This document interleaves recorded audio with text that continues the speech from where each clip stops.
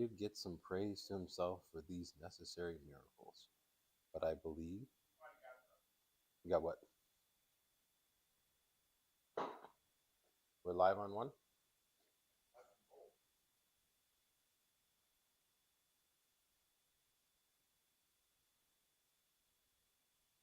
If we are live. As far as I can tell, we're live on YouTube. Okay. Put live on Facebook. Okay. Well, hi everyone from YouTube. If you happen to see this, we're connecting to Facebook. This is our first time doing this, so this is our test run.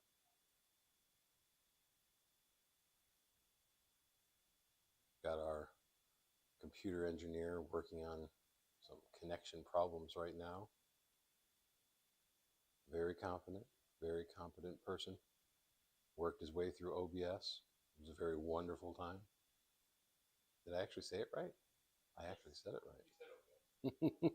So we're live on both. According to dashboard, yes. Okay, and on Facebook, it's We're going to Refuge of Grace. All right.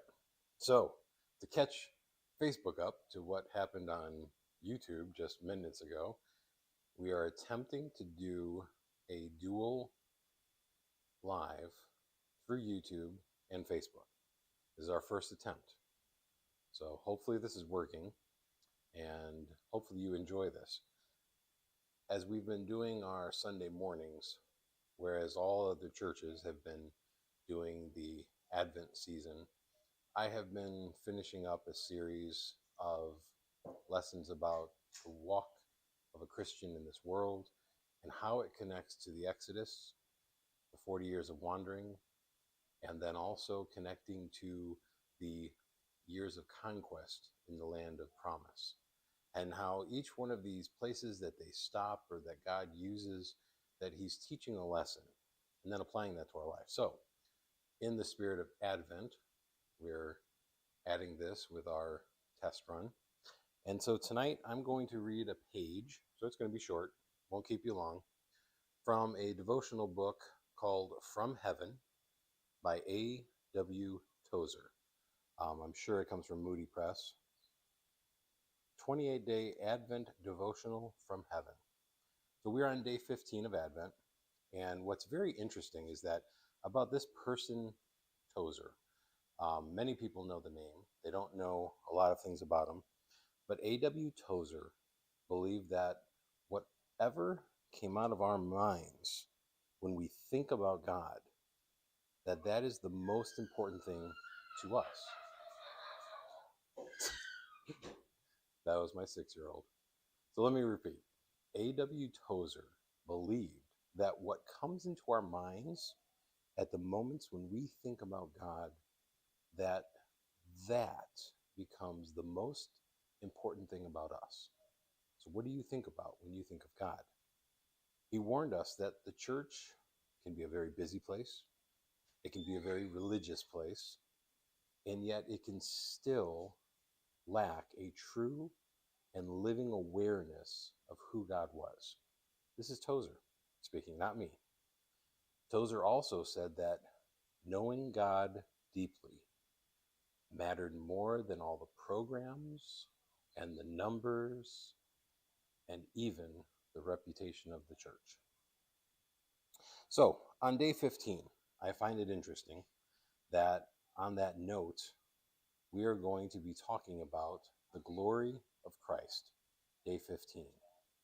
Now, this verse that they have picked out is John 1:14. We have seen his glory, the glory of the one and only Son who came from the Father. Now, what's really interesting is this is one of those verses that really supports that the outlay of God's glory into this world was Christ. And then there's a very interesting psalm all the way back in the Old Testament, Psalm 119, that says, "The heavens declare the glory of God." I just want to have you think about that. And to the reading. Now, this is A.W. Tozer speaking.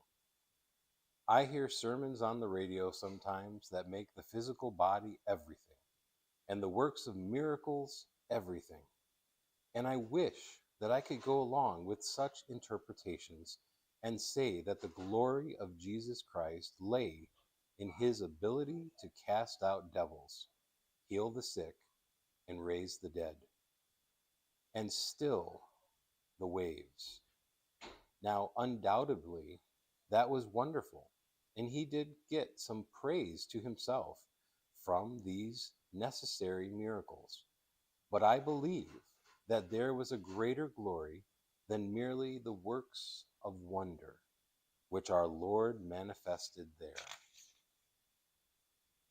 For always remember this, friends, that who a man is always more important to God than what he does.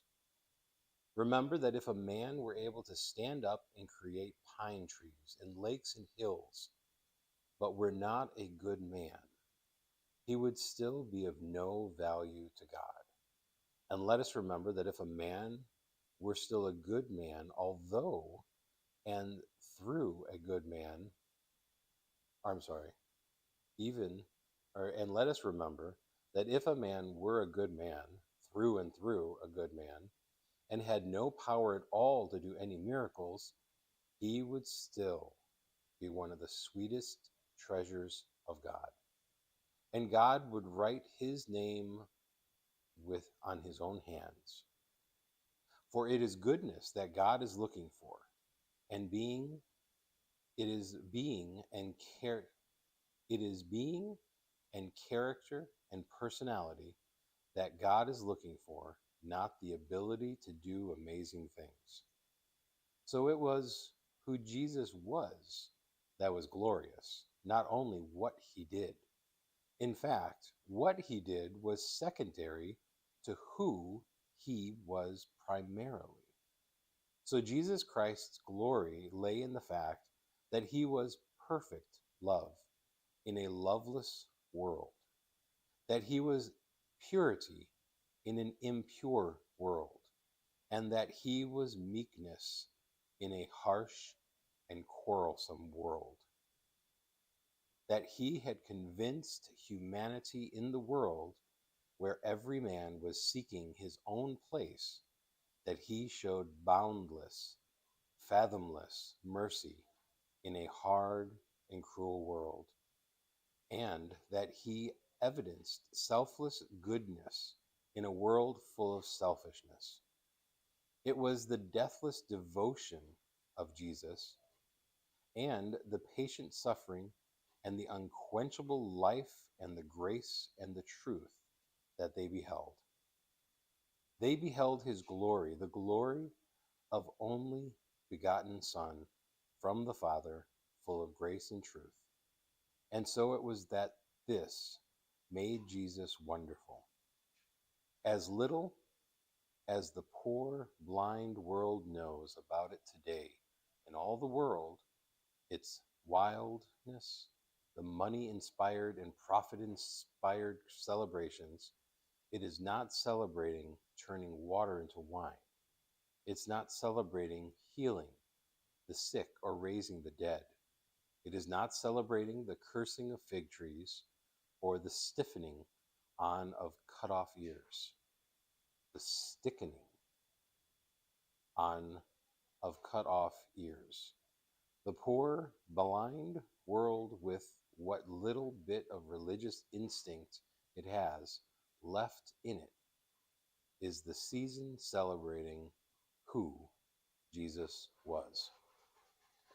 All right, that is our one day daily devotional from A.W. Tozer, an Advent devotional from heaven. Hope you guys enjoyed that. Maybe we'll do this again. We'll see. But until next time, have a good night, everyone.